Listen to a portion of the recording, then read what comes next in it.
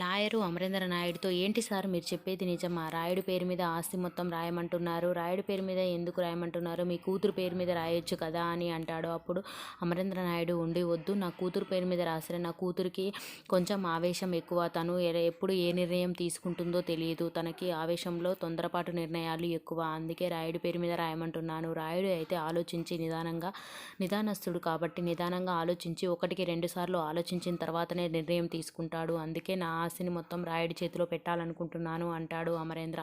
అప్పుడు ఉండి, కానీ రాయుడు మీ ఇంట్లో పనిచేస్తాడు కదా, పనిచేసే అతను రాయుడు మీద పెట్టడం ఏమిటి అని అంటాడు లాయరు. అప్పుడు అమరేంద్ర ఉండి, అతను పనివాడు కాదు, మా ఇంటికి కాబోయే అల్లుడు. ఇక నుంచి రాయుడు నా అల్లుడు అంటాడు. అప్పుడు లాయర్ గారు లేచి నిలబడి, ఓ అవునా, రాయుడు గారు మీ అల్లుడా అని అంటాడు. అవును, అందుకే తన చేతిలో పెట్టాలనుకుంటున్నాను. ఇకపై అతని పేరు మీద వీలునామా రెడీ చేయండి అంటాడు. సరే సార్, ఇక నేను ఆ పనిలో ఉంటాను అని చెప్పి లాయర్ ఇక అక్కడి నుంచి వెళ్ళిపోతాడు. మరి ఆ తర్వాత ఏం జరుగుతుందో నెక్స్ట్ వీడియోలో చూద్దాం. Please do subscribe.